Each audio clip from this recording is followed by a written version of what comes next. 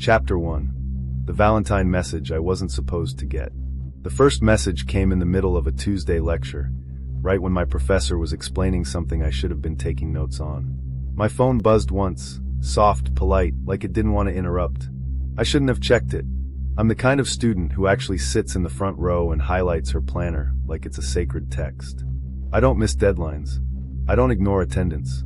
I don't do anything that gives my scholarship a reason to blink at me suspiciously. But my screen lit up with a notification from an unknown number, and my brain did that stupid, instant thing where it goes, what if it's important? What if it's campus security? What if your mom got in an accident? So I glanced down. Unknown number. Hi Claire. I hope your day is going well. You looked really focused in class today. My stomach tightened. Because 1, my name.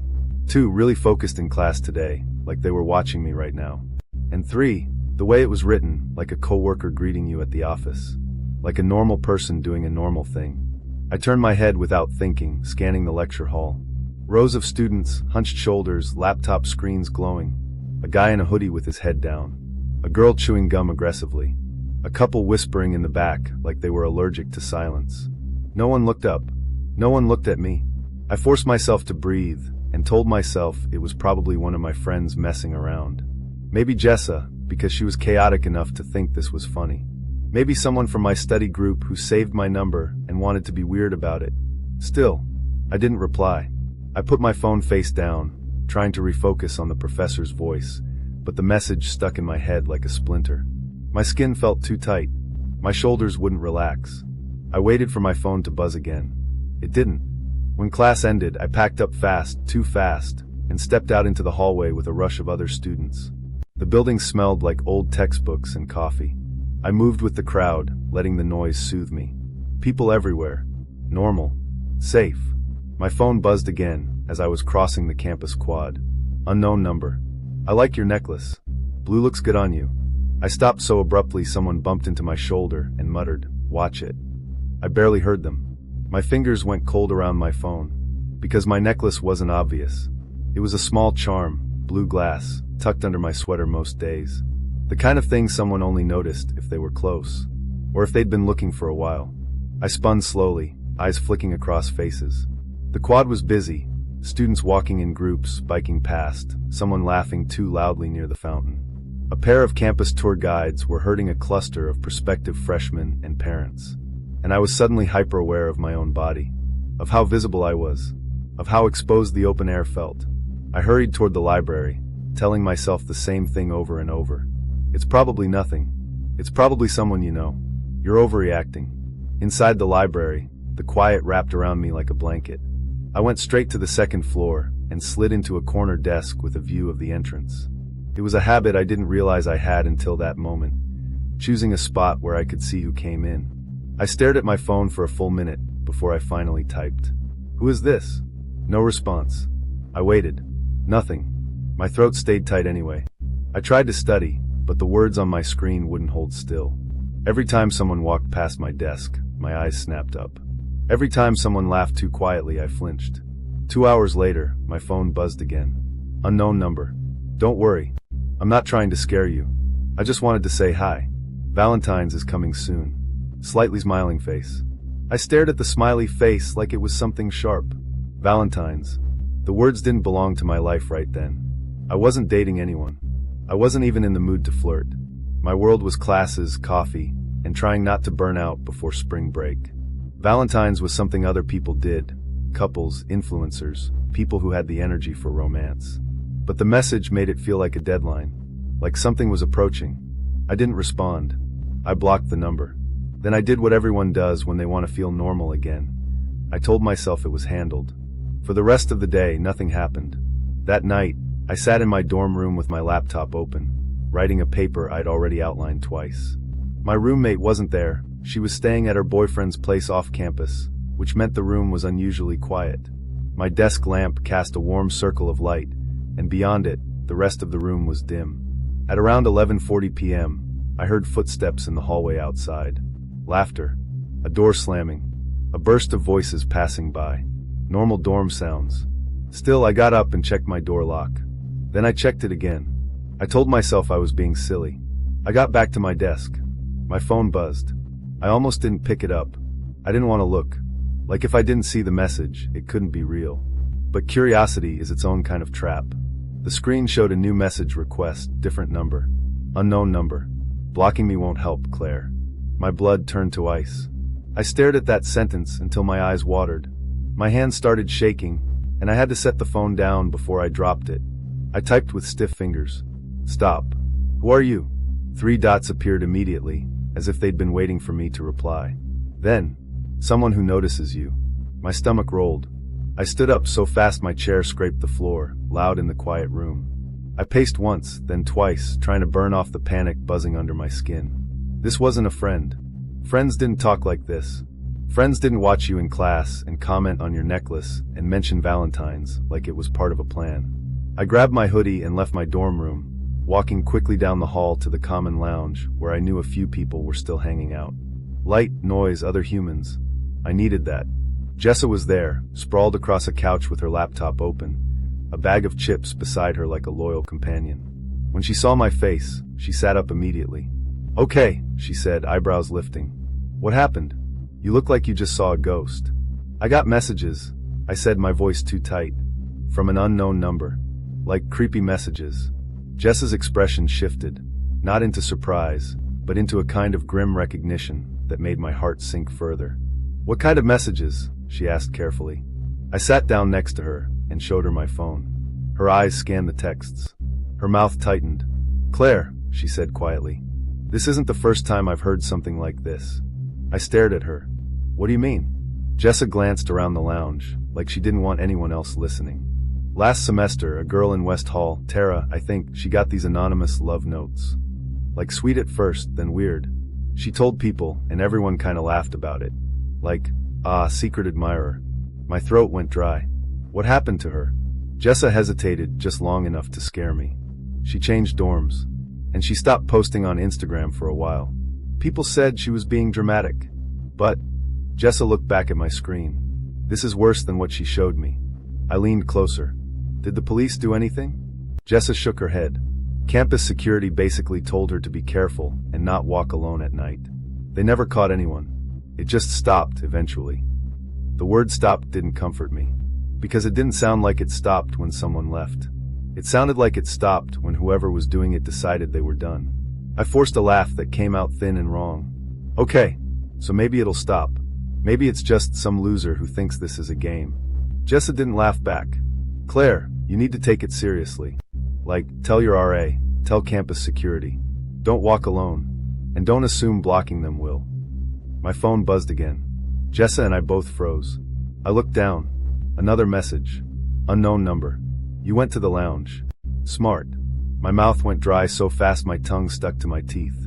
Jessa whispered, no. The next message came before I could even think. Unknown number. But you shouldn't have left your room light on. My heart dropped through the floor. Because my desk lamp, my warm circle of light, was still on back in my dorm. And the only way someone could know that was if they could see into my room right now. I stood up so fast the couch cushion snapped back into place. Jessa grabbed my arm. Claire, don't go back alone. But my body was already moving. My brain was screaming window, window, window, and my feet carried me down the hall in a near run, past students who barely looked up, back toward my door. I didn't know what I expected to see. A face pressed to the glass. A shadow in the hallway. A hand on my doorknob.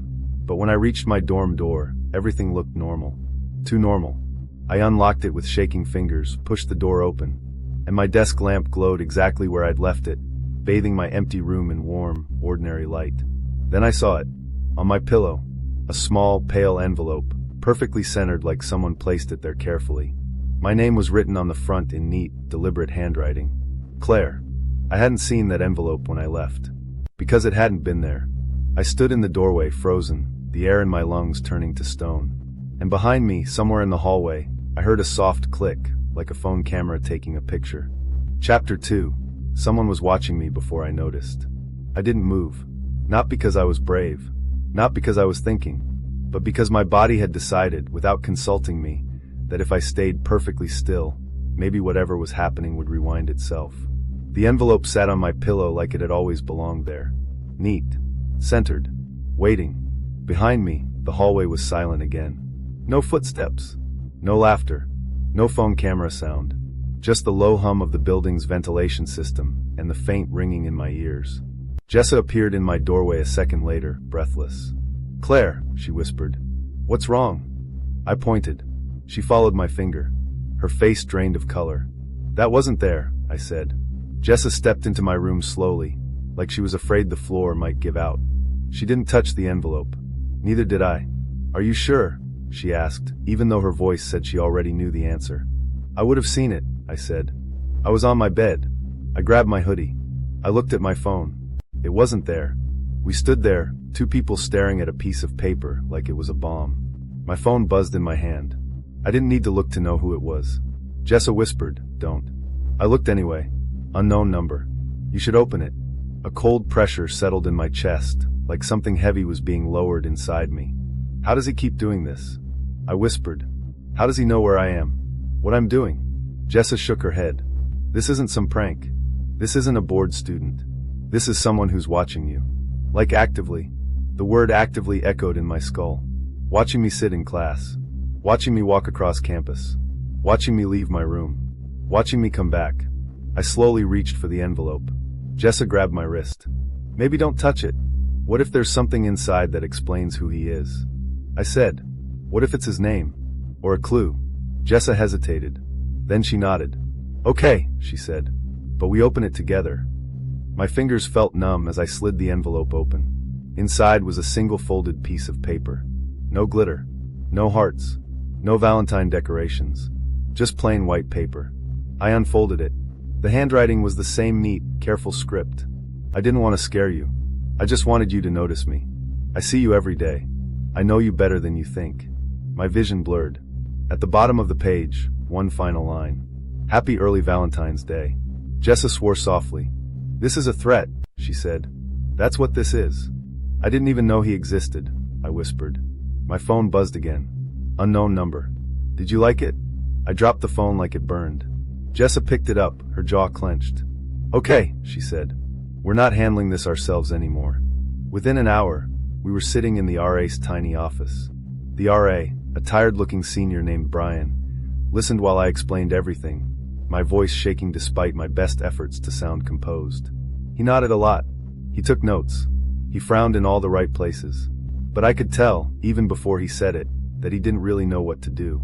"So, since there's no physical threat yet," he said carefully, "the best first step is to file a report with campus security. They'll log it in." "And then what?" I asked. He shifted in his chair. "They'll increase patrols around your dorm. You should avoid walking alone at night. Keep your doors and windows locked.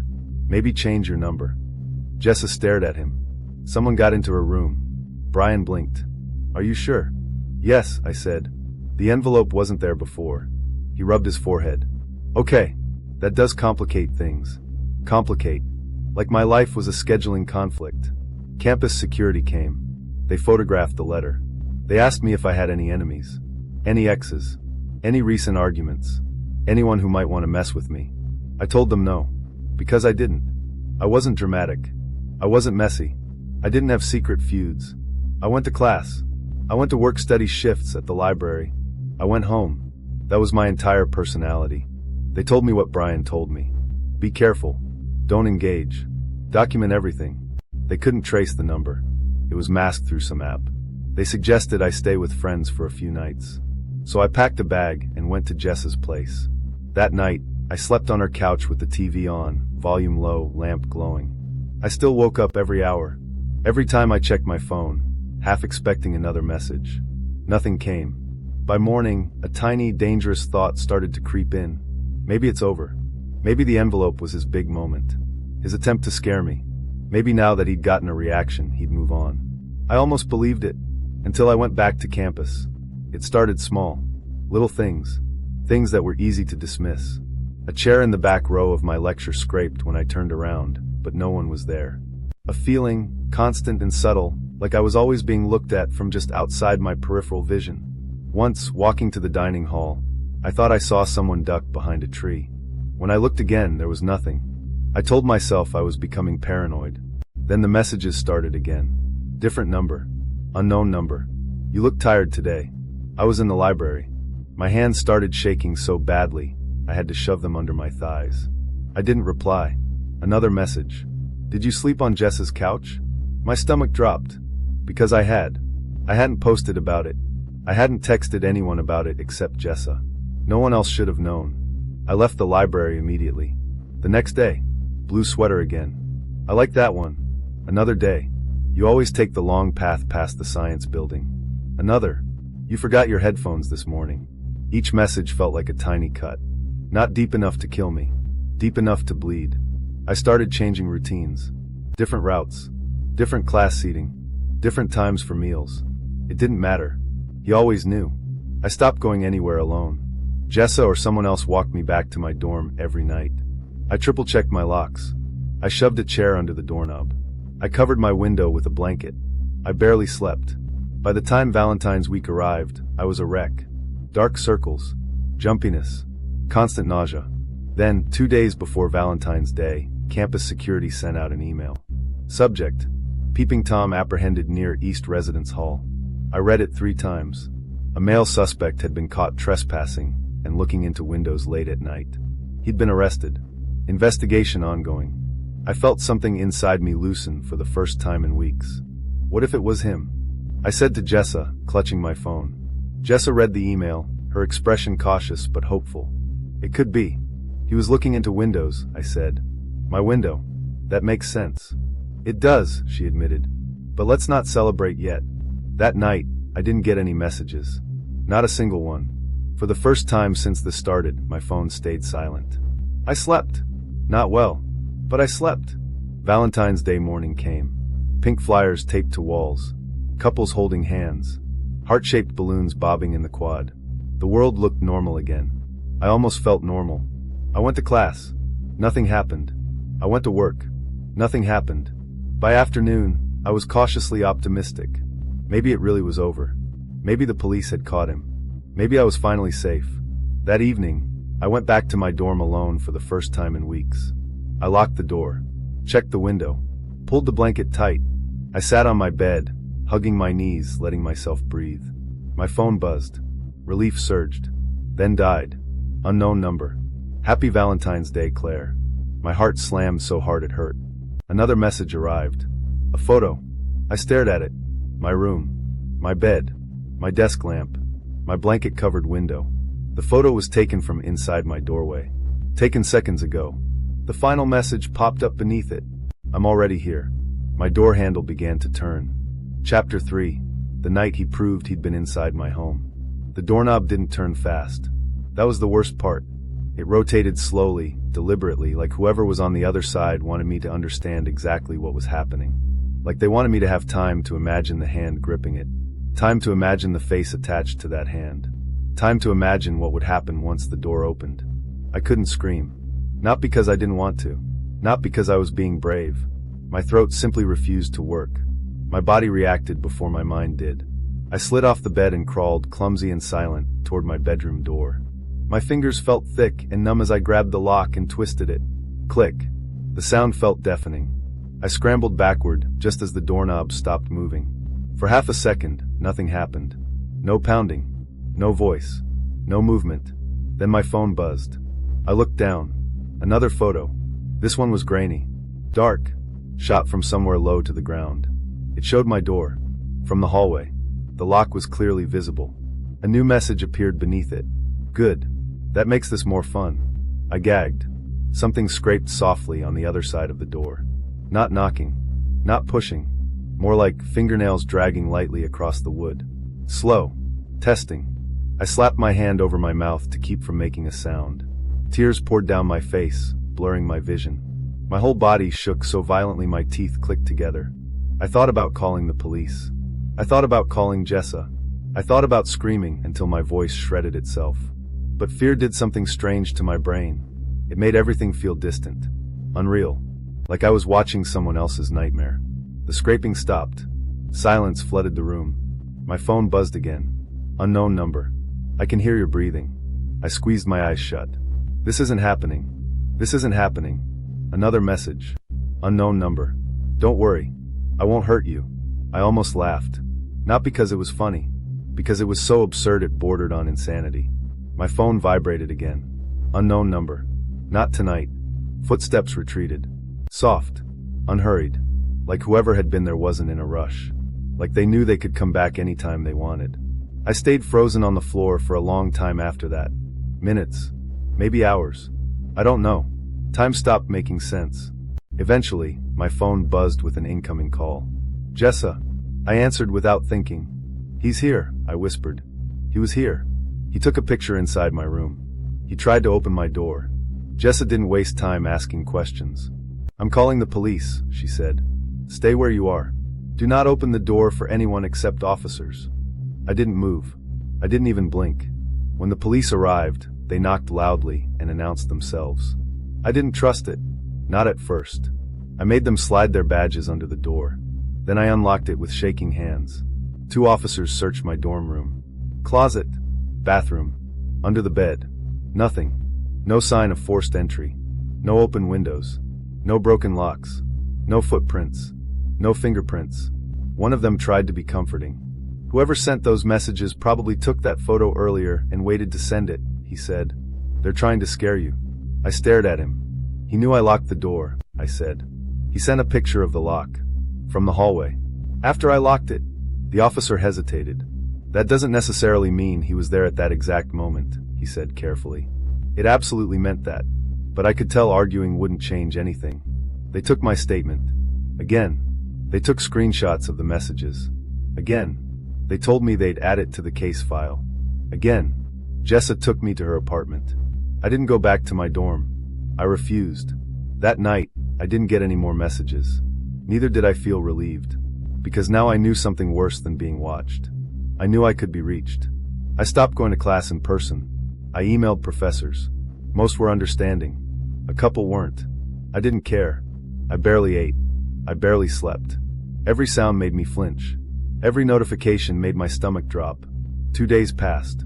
Then 3. Nothing. No messages. No unknown numbers. No photos. Campus security emailed again. The peeping Tom suspect had been officially charged. Multiple witnesses. Prior complaints. A history of voyeurism. They said he'd been operating near East Residence Hall for weeks. Weeks. The same time frame my messages started. Jessa showed me the email. Claire, she said carefully. It lines up. I wanted to believe her. God, I wanted to believe her. He was caught, I whispered. They have someone. That means it's over, right? Jessa nodded slowly. It probably is. Probably. That word sat between us like a crack in the floor. That night, I slept for 5 straight hours. The longest stretch since everything began. When I woke up, I almost felt human. I showered. I ate toast. I answered emails. I even went outside. The sun felt strange on my skin, like I hadn't earned it. Days passed. Nothing happened. No messages. No unknown numbers. No photos. The constant knot in my chest loosened a fraction at a time. I started thinking about my dorm room again. About my clothes. My textbooks. My life sitting frozen in that space. After a week, I convinced myself to go back. Jessa insisted on coming with me. We unlocked the door together. Everything looked exactly as I'd left it. No envelope. No signs of disturbance. Nothing. I packed a bag. Not everything. Just essentials. I planned to officially move out later. That night, I slept in Jessa's bed while she took the couch. For the first time in a long time, I didn't dream about being watched. Weeks passed. February faded into March. Spring crept in. The campus started looking alive again. People stopped asking me if I was okay. I stopped bringing it up. I started telling myself the story I wanted to be true. They caught him. It's over. You survived. Then one afternoon, walking back from class, my phone buzzed. Unknown number. My heart stuttered. I stared at the screen. I told myself it was a spam call. A wrong number. A coincidence. I answered. Hello. Silence. Breathing. Slow. Controlled. My knees almost gave out. Then the call ended. A message appeared. Unknown number. They caught the wrong guy. The world tilted. Another message. Unknown number. He only watched. Another. Unknown number. I stay. My vision tunneled. I dropped my phone. Students walked past me. Laughed. Talked. Lived. None of them knew my life had just collapsed all over again. I picked up the phone with shaking hands. I typed. What do you want? 3 dots appeared. Then, you. Another message. You just weren't ready yet. My phone buzzed again. A photo. I opened it. It was taken from across the street. Me. Standing there. Holding my phone. Staring at the screen. I screamed. I ran. I didn't know where I was going. I didn't care. I only knew one thing. The person stalking me had never been caught. They had never left. They had simply stepped back, waited, watched, learned, and now they were closer than ever. Chapter 4. They told me my stalker was caught. I didn't go back to campus. Not after the photo. Not after seeing myself from across the street, like I was an exhibit in someone else's private gallery. I ran until my lungs burned, ducking between buildings, cutting across lawns, nearly colliding with strangers who cursed at me as I passed. I didn't look back. I didn't want to know if anyone was following. I didn't want confirmation. I ended up at Jess's apartment with a stitch in my side and a scream lodged permanently in my throat.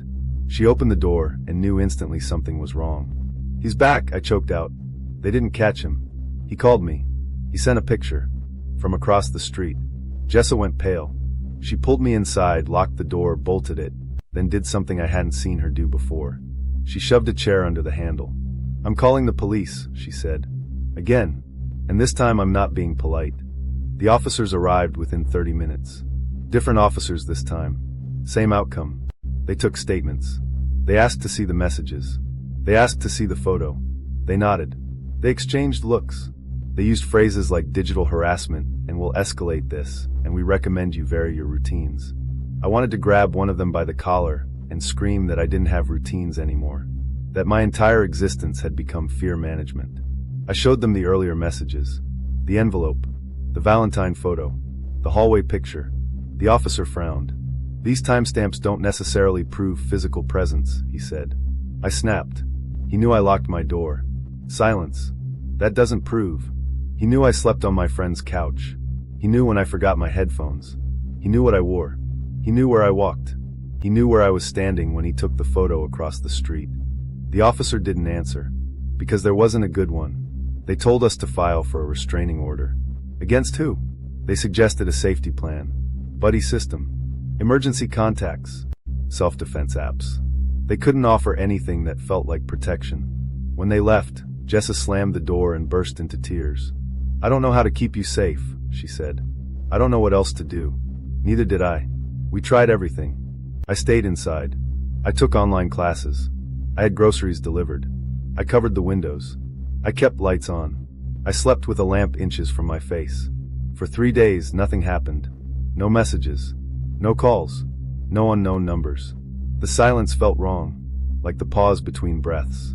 On the 4th night, Jessa went to work a late shift. She begged me to go with her. I couldn't. I was exhausted. Physically. Mentally. Spiritually. "I'll be fine," I said, even though I didn't believe it. "I'll lock everything."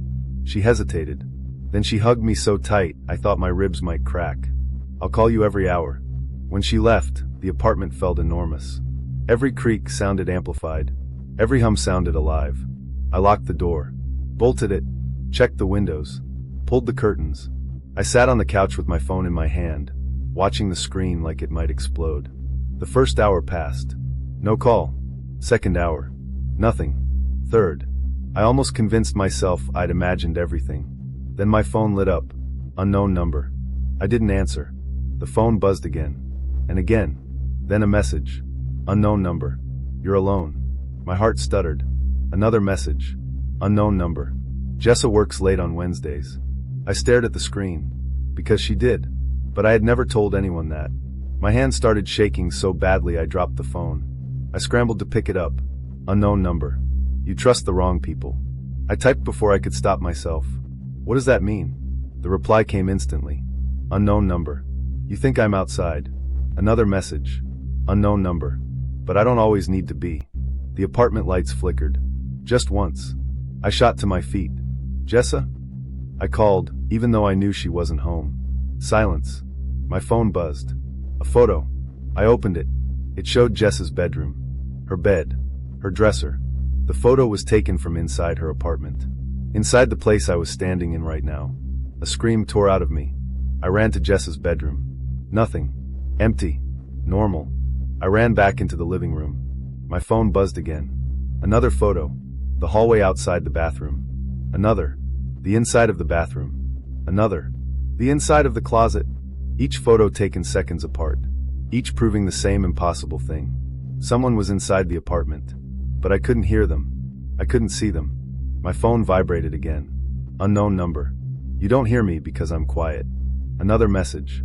Unknown number. I learned how to be. I grabbed the biggest knife from the kitchen and backed into the corner of the living room, my entire body shaking so violently I could barely hold on to it. I'm calling the police. I screamed, even though my voice sounded small and thin. My phone rang. Not 911. Unknown number. I answered without thinking. Breathing. Right in my ear.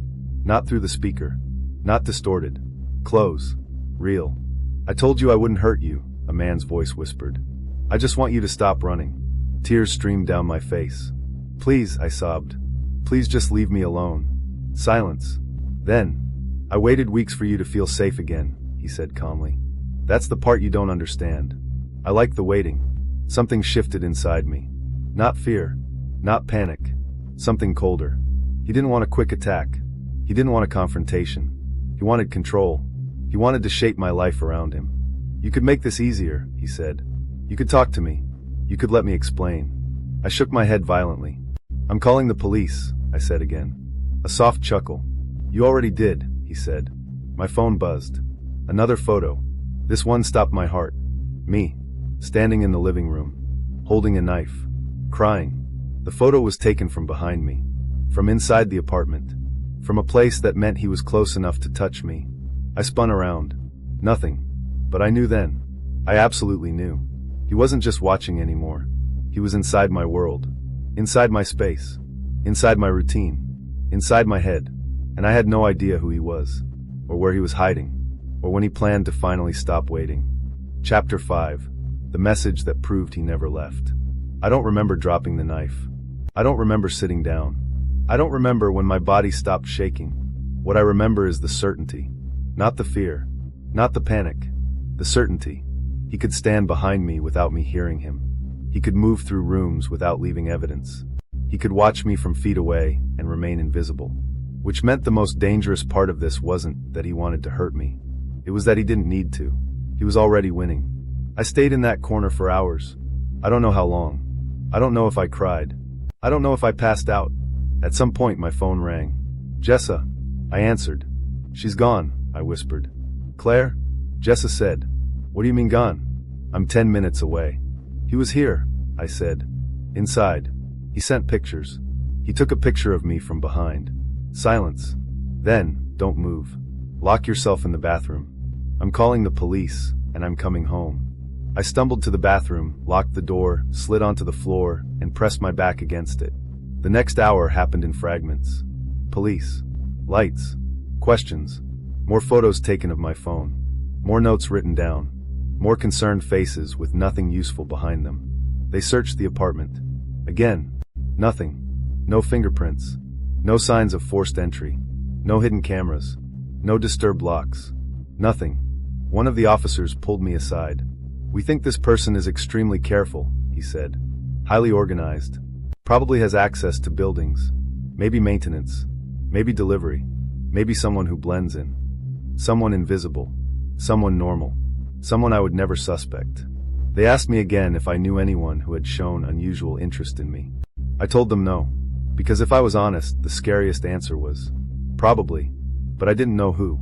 They offered temporary relocation. A safe place. I said yes immediately. By morning, I was in a small, nondescript apartment on the other side of town arranged through a victim's assistance program. New locks. New phone number. New email. They helped me change everything. It felt like erasing myself. I told almost no one where I was going. Not classmates. Not extended family. Not even Jessa. Only my parents and the police had the address. For the first time in months, I slept through the night. No messages. No calls. No unknown numbers. Nothing. Days passed. Then weeks. I started breathing again. I started eating again. I started believing, cautiously, quietly, that maybe I had finally disappeared from his world. That maybe cutting myself out of my own life had worked. I didn't celebrate. I didn't relax. but I existed. And for a while, that felt like enough. The police kept in touch. They had both suspect. No leads. But they said cases like this sometimes fade when the stalker loses access. Loses control. Loses interest. I clung to that idea like a life raft. 3 months passed. Then 4. I began to leave the apartment again. Small trips. Grocery store. Therapy. Short walks during daylight. I always checked reflections. Windows. Shadows. Nothing happened. The silence started feeling real. Not fake. Not tense. Real. I moved again. Another new place. Another fresh start. Another chance to be a person instead of a target. Almost a year passed. Valentine's season came again. I didn't decorate. I didn't acknowledge it. I treated it like any other day. Just another Tuesday. I went to class. I went to work. I came home. I locked my door. I sat on my bed and scrolled mindlessly, trying not to think about what the date meant. At 9:17 p.m., my phone buzzed. I barely glanced at it. I assumed it was a spam notification. Then I saw the preview. Unknown number. My blood turned to ice. I stared at the screen. I hadn't given this number to anyone. Not friends. Not classmates. Not coworkers. Not family. No one. My hands shook as I opened the message. Unknown number. Happy Valentine's Day, Claire. I dropped the phone. It hit the carpet with a dull thud. For several seconds, I couldn't move. Couldn't breathe. Couldn't think. I picked it up. Another message arrived. Unknown number. I told you I stay. Tears blurred my vision. Another message. Unknown number.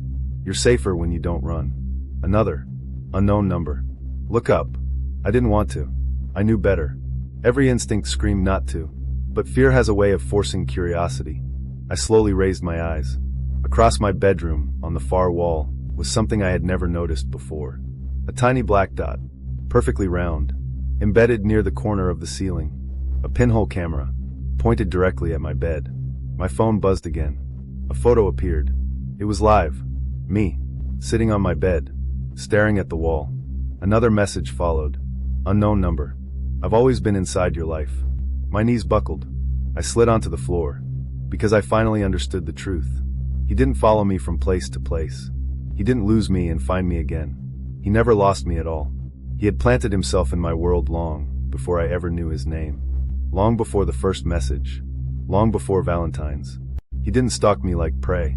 He cultivated me. And somewhere out there, he was still watching. Not from the shadows. Not from outside. But from inside the walls. Inside the spaces I thought were safe. Inside the life I thought I rebuilt. And the worst part, I still don't know who he is. I still don't know what he looks like. I still don't know how many times he stood inches away from me while I slept. All I know is this. They didn't catch my stalker. They never did. And every Valentine's Day, I still get a message. From inside my home. Hi, Eden here. Thank you for watching. If you enjoyed this story, don't forget to like, subscribe, and share the video. It helps the channel grow and lets me know you want more stories like this. Also, comment what you would have done differently if you were in this situation. Do you think you would have gotten away?